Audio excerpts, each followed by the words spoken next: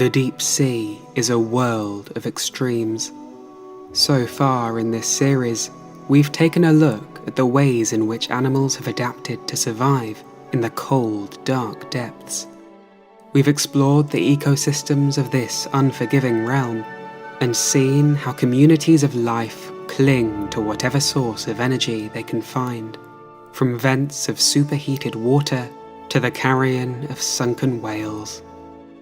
But now it's time to dive even deeper and discover a place where life is pushed to its absolute limits. For at the bottom of the Pacific Ocean, the sea floor widens into a gaping abyss of obscurities. Fish that seem to lack faces, sprawling fields of bacteria,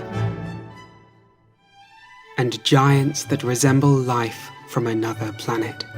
Let's take a closer look at the hidden world of the Mariana Trench.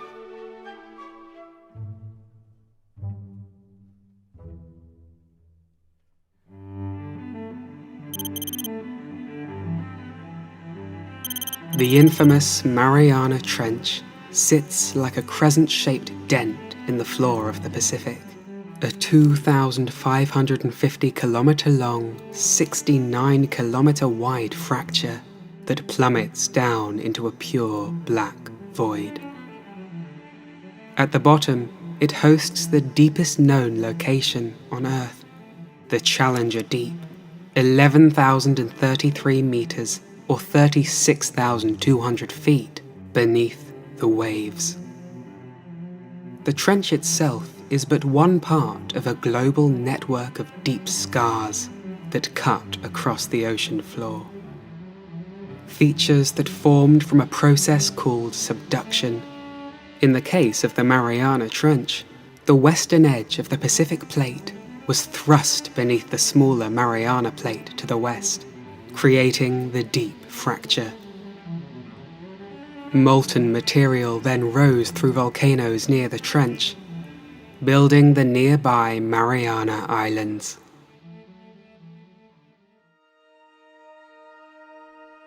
At its deepest point, the Mariana Trench dips down into a little explored zone of the ocean. The Hadal Zone, named after the realm Hades, the underworld of Greek mythology.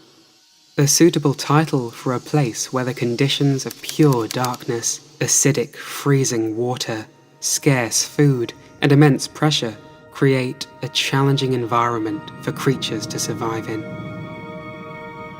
For much of history, it was believed to be a dead zone, void of any life at all. An impossible frontier, and an empty void of perils that could never be reached by any human. But in the 19th century, this was all about to change. The Mariana's depths were first plumbed in 1875, when the crew aboard the HMS Challenger cast a weighted sounding line over the side of the vessel and found they needed more rope. They had not expected there to be a location so deep, but news of its discovery caught the eye of the ambitious. Knowing it existed simply wasn't enough, and a few dared to venture to the bottom.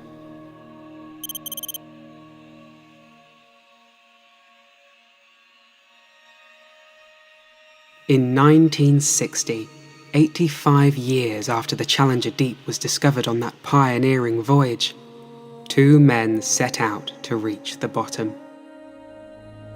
Jacques Piccard and Navy Lieutenant Don Walsh, sheltered only by a cramped bath-escape submersible called the Trieste. Their 5-hour descent was fraught with challenges. The water pressure near the bottom was nearly 1,000 times greater than atmospheric pressure at sea level. During the journey, this caused the viewing window to crack, limiting their time spent on the sea floor to only 20 minutes. Even in such a short amount of time, what they saw would shock the scientific community. Life, pale shrimp and flounder-like fish, along with what they described as a dark brown diatomaceous ooze that covered the sea floor. Pickard described this moment with excitement in a book about the voyage. Here, in an instant, was the answer that biologists had asked for the decades. Could life exist in the greatest depths of the ocean? It could.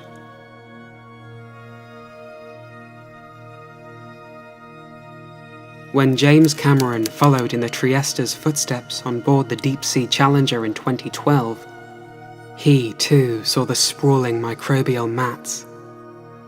Bizarre-looking filamentous clumps of microorganisms living off chemicals from altered rocks, 10,912 meters, or 35,803 feet down in a sunless world.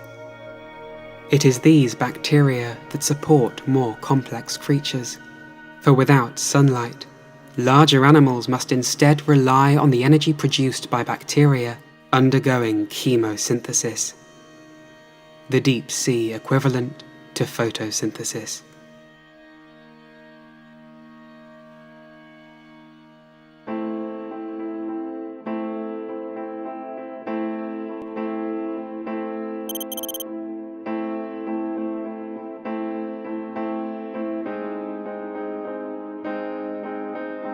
The footage you're seeing now was taken by an unmanned Japanese submersible called Kaiko in 1996. Having reached a depth of 10,897 meters, it marked the deepest dive for an unmanned submersible at the time.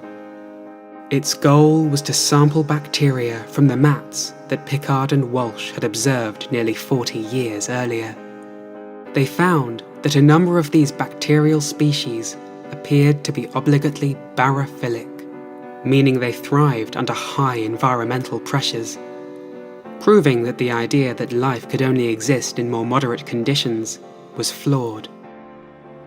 But in 1998, Kaiko returned to the Challenger Deep and stumbled upon more complex life.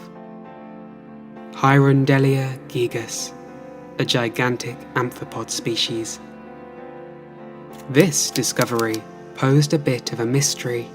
The extreme pressures of the deep sea cause calcium carbonate that makes up the shells of amphipods and many marine animals to dissolve more readily in water, leaving their soft bodies vulnerable.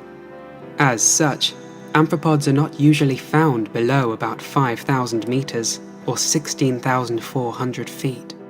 And yet here in Kaiko's lights was a giant amphipod, retaining even its tough exoskeleton. It has since been found that they protect their shells using a form of aluminium armor, using chemicals in their gut to extract aluminium ions from the seafloor mud while they forage for food. In their role as detrivores, these amphipods occupy a key role in the ecosystem. They act as a cleanup crew, possessing enzymes that are able to digest even wood.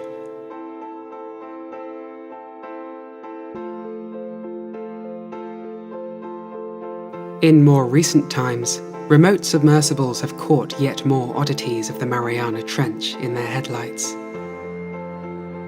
Among the most abundant inhabitants are the holothurians, sea cucumbers, like the remarkable sea pig with its ring of feeding tentacles that it uses to sift through the mud and grab onto food. Some scientists believe that Pickard's fish was, in fact, a sea cucumber, for it is thought that fish are unable to survive where the pressure is so great that it would dissolve the bones of any vertebrates.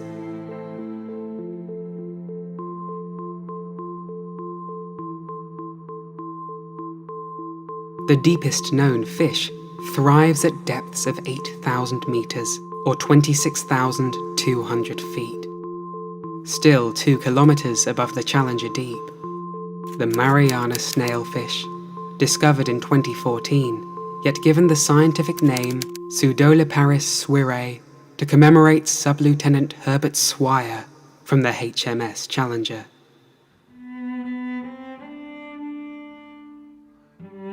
But snailfish and amphipods are not the only oddballs found in the trench.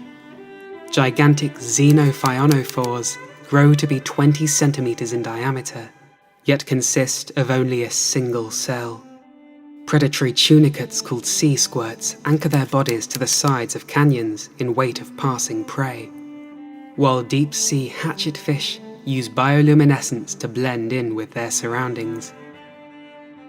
While only glimpses of these otherworldly organisms have been recorded, their abundance goes to show that life will always find a way to survive, even when faced with the intense challenge of living at the heart of the ocean's underworld.